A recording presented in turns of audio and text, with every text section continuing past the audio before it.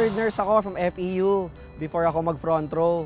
Pero nag-work ako nun sa call center habang nag-aantay ako ng visa abroad. Practical lang din kasi ako. Kahit anong opportunity na meron, basta kumita, okay ako dyan.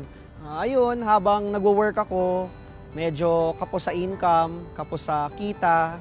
Siyempre, nag-call center ako para kumita ng mas malaki kaysa sa pagda-nurse.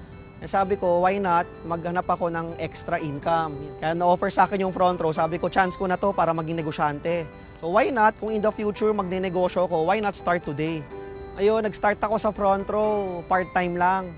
Habang nagatrabaho ako noon, sinasideline ko yung business, sinisingit ko sa schedule ko kahit sobrang busy, minsan pagod, minsan puyat. Pero kailangan kong gawin, sabi ko, kailangan kong asikasuhin tong front row. Alam ko, one day, mayroon akong patutunguhan, one day magkakaresulta ako. Dito sa front row, na-offer sa akin time freedom and financial freedom. First car ko sa front row, nakabili ako ng Honda Civic. Second car, nakabili ako ng Mitsubishi Lancer. Kinostomize ko pa at ngayon, eto grabe. Kakakuha ko lang brand new Ford Mustang. Never ko inakala buong buhay ko na makakabili ako ng sports car. Sarap mangarap pag front row ka kasi unti-unting natutupad. Ito nangyayari sa amin, nagisimula pa lang at naniniwala ako marami pang magandang mangyayari.